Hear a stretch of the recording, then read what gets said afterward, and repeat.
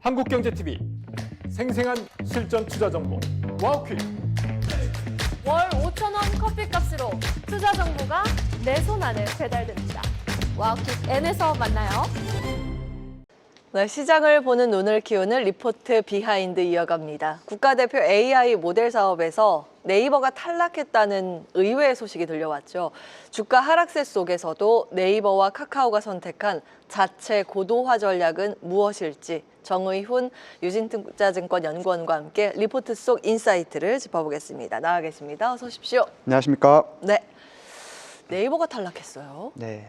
의외입니다. 이거 어떻게 보셨어요? 패자 부활전에도 네이버 나갈 계획 없다고 하던데요. 네, 지난 15일 지난주 목요일에 이제 탈락 소식이 이제 발표되고 나서 저도 개인적으로 좀 놀랐습니다. 개인적으로 네이버가 국내에서 봤을 때는 그래도 AI 사업과 관련해서는 좀 사업적인 좀 아무래도 영향력을 좀 가지고 있고 네. 자체에 지금 보유하고 있는 하이퍼클로백스도 가지고 있기 때문에 이른 시간에 이제 탈락할 것이라고 예상을 못했고 아무래도 시장 또한 그렇게 생각했다라는 듯이 지난주 목요일 이후에 오늘까지 주가는 좀 하락하고 있는 모습을 보이고 있습니다. 예. 그러니까 아무래도 국내 네이버와 카카오 같은 경우에는 올해 주요 성장 동력 중 하나로 지금 AI 서비스를 밀고 있거든요. 네. 그러다 보니까 AI 서비스에 대한 국내 이제 정부 차원에서의 독자 개발 모델 탈락 자체는 좀 외부에서 봤을 때는 네이버가 가지고 있는 AI 기술력에 대한 의구심으로 좀 작용한 것이 아닌가 이렇게 생각을 하고 있고요.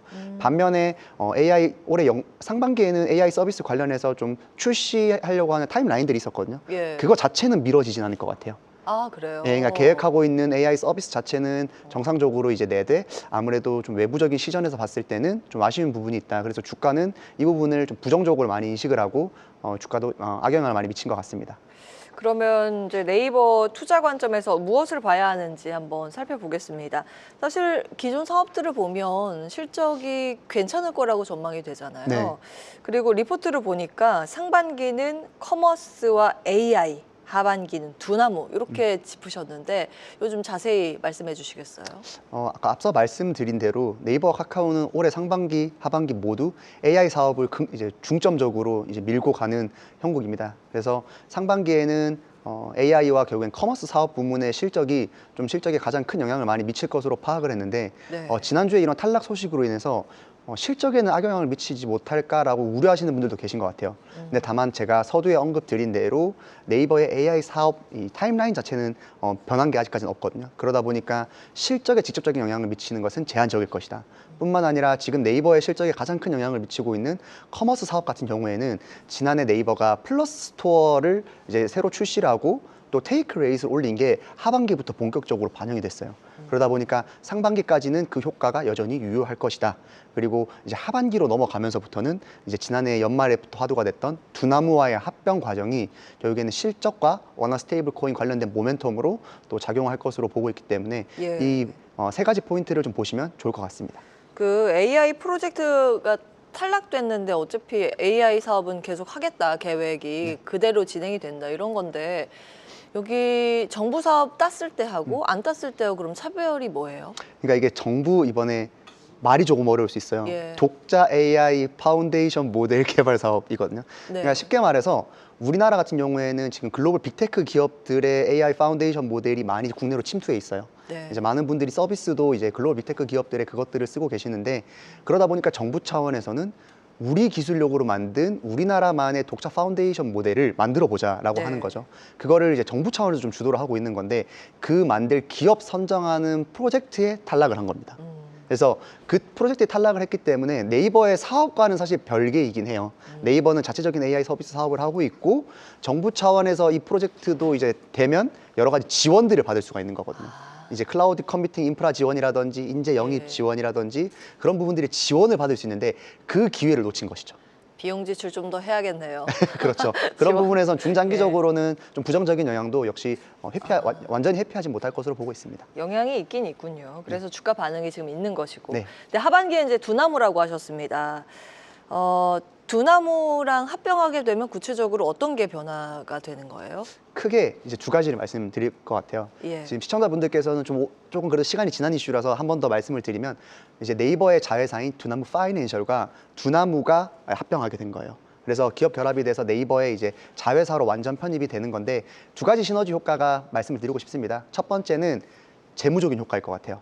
두나무가 굉장히 이제 영업이익이라든지 매출단에서 큰 부분을 지금 가지고 있기 때문에 네이버의 연결로 편입될 경우에는 네이버의 연결, 영업이익, 매출액, 순이익단에서의 재무적인 효과가 있을 것으로 첫 번째는 예상이 되고 있고 예. 두 번째는 역시 원화 스테이블 코인과 관련된 사업적 시너지 효과일 것 같아요. 올해는 원화 스테이블 코인 입법화를 비롯해서 여러 가지 국내에서 많이 확장될 것으로 기대를 하고 있기 때문에 네. 네이버와 이 두나무의 합병 효과가 좀 드러날 것으로 기대를 하고 있습니다. 그 두나무의 그 실적이 훨씬 더 좋다면서요? 파이낸셜보다 예.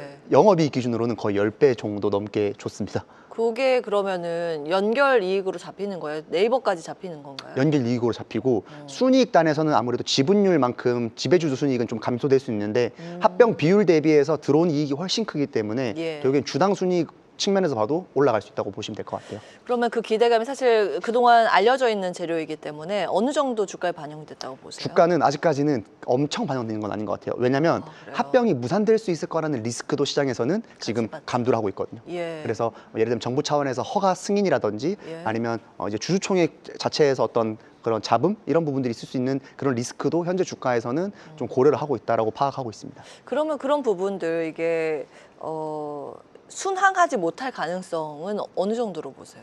결국 정부 차원에서 공정이나 금융위에서 허가를 내주냐 안 내주냐는 정부 당국의 이제 입장이기 때문에 그 부분을 이제 가능성으로 이제 점치긴 힘들지만 상당 부분 저는 어느 정도 정부 차원과도 얘기가 됐다라고 생각을 하고 있어요.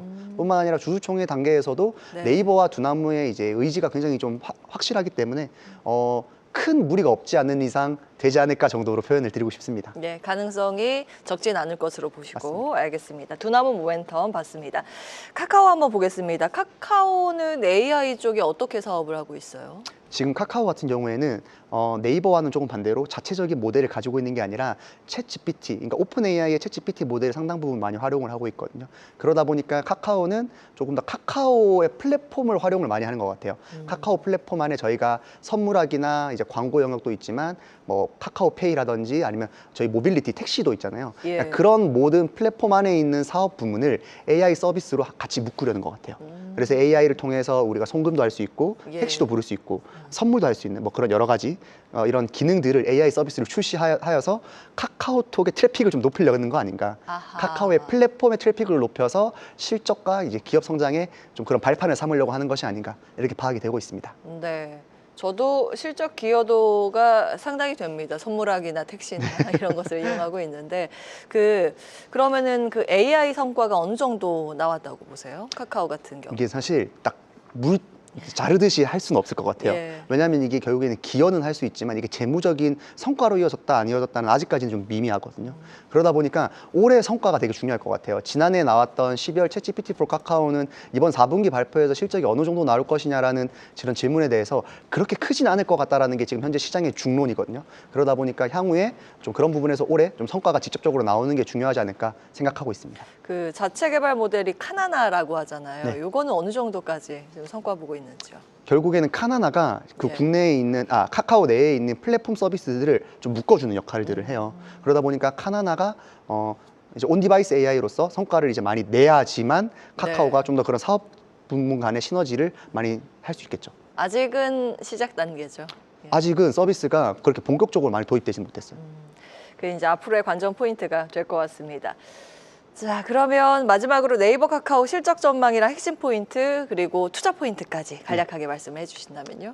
실적적으로 봤을 때 영업이익단에서는 올해도 두 자릿수 성장을 예상을 하고 있습니다. 예. 근데 다만 우리가 네이버와 카카오에게 바라는 거는 영업이익이 아니라 매출 성장률이거든요. 그렇죠. 그래서 이 매출 성장률을 일으켜야 결국 성장주로서의 밸류에이션 모멘텀을 더 받을 수 있는 것이기 때문에 네이버와 카카오는 올해 아까 서두에 좀 많이 정리를 드린 AI 서비스 그리고 원화 스테이블 코인 마지막으로 실적 이렇게 세 가지 측면에서 골고루 좀 잘하는 모습을 보여야 좀 유의미한 반등세를 기록할 것으로 보고 있기 때문에 시청자분들께서는 단 하나의 모멘텀뿐만 아니라 좀 이런 세 가지 측면에서 좀 종합적으로 평가를 해서 네이버 카카오를 투자하신다면 훨씬 더 도움되는 투자가 되지 않을까 생각하고 있습니다. 투자의 관점에서는 둘 중에서 뭐가 더 매력적으로 보이세요? 단기적인 측면에서는 네이버가 AI 파운데이션 모델이 떨어진 거에 대한 시장의 우려감이 당분간 좀 반영이 될 것으로 보고 있어요. 예. 다만 1분기 때 나오는 네이버의 AI 서비스가 어느 정도 성과를 낼 수 있을지가 좀 가장 화두가 될 것으로 보이고 있거든요. 예. 그러다 보니까 AI 서비스가 나온 것을 보고 예. AI 서비스가 유의미한 성과다라고 판단되시면